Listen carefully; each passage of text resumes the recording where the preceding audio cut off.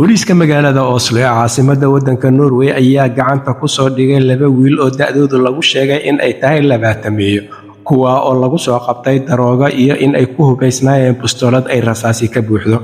Labadan wiil ee dhalinyarada ah ayaa lagu soo waramayaa in booliiska lagu wargeliyay iyaga oo ku sugan bartamaha magaalada Oslo, kadibna ay booliiska si degdeg ah goobta ku soo gaareen. Ha yeeshee labadii sargaal ee roondadii ugu horeysay ee booliiska ee goobta soo gaartay ayaa isku dayeen in ay gaariga baaraan. Ha yeeshee labadan wiil ayaa ku soo cararay gaariga waxa ayna ku dhaqaajeen iyada oo uu booliisku goobta ku jiro. Taliyaha howlgallada booliiska Ovid Hammervold ayaa ku waramayo in labadan wiil ee dhalinyarada ah ay ku sigteen in ay gaarigooda jiirsiyaan booliiskii goobta gaaray. Ha yeeshee aysan booliisku waxba gaarin, wuxuuna ku waramayaa in ay booliisku eryadeen.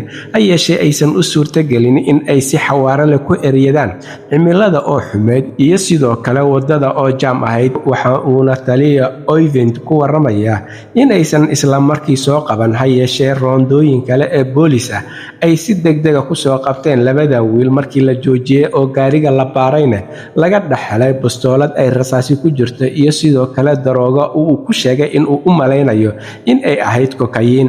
Taliyaha howlgallada booliiska Ovid Hammervold ayaa ku waramaya in labadan wiil ee 20 jirada ah la soo qabtay xabsigana loo taxaabay, halkaasoo uu sheegay in wax laga weydiinayo dhacdooyinkii isxiixigay ee ay ka geysteen magaalada Oslo oo ay ugu horeysay in ay booliiska ku sigeen gaarigooda oo ay doonayeen in ay xitaa dardarsiyaan si ay uga baxsadaan, iyo sidoo kale daroogadan laga dhaxlay gaarigooda oo uu sheegay booliisku in aysan kiilaadkooda ilaa iyo hadda caddayn karin. Waxauna intaa ku daray in bistoolada lagu qabtay ee rasaas ku cabaysneed ayna ka buuxday, isagoo sheegay in iyadana wax laga weydiin doono. Labadan wiil ee 20-meeyada ah ayuu taliyaha howlgallada booliiska Ovid Hammervold ku waramayaa in aysan ahayn reer Oslo oo ay ka yimaadeen meel ka baxsan magaalada Oslo. Ha yeeshee waxa uu xaqiijiyay taliyuhu in labaduba ay yihiin muwaadiniin Norweji ah, haddana ay kiis ka fureen baaritaankooduna uu socdo. Arrintan ah dhalinyarada hubaysan ee weliba daroogada ka ganacsada ayaa ku sii badanaya deegaano badan oo dalka Norway ka mid ah, haba ugu badnaatee magaalada Oslo ee caasimadda dalka Norway. Dambiyada dhalinyarada ayaa guud ahaan dalka Norway waxaa laga muujinayaa walaac xooggan maadaama ay si aad ah u sii kordhayaan. Si guud ahaaneed wadamada Scandinavian-ka ayaa ka cabanaya dhalinyarada da'yarka ah ee weliba 18 jirada ka yar ee geysanaya falalka dambiyada, sidoo kalena loo adeegsanayo ka ganacsiga daroogada maadaama wadamadan uu dhigayo sharcigooda in aan xukunno adag lagu ridi karin dhalinyarada da'doodu ka yartahay 18 jirada.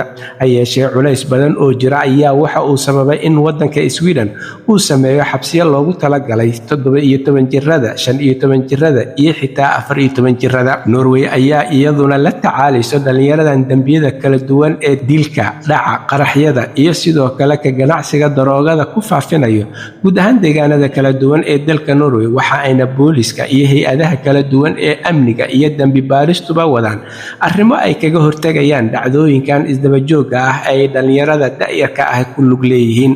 Halka warka kiisa ugu door karoon uu idinkaga imaanayo waa Somali Voice in Norway ama codka Soomaaliyeed ee Norway, waxaana idinla socodsiinayay aniga oo ah Cabdullaahi Shiine.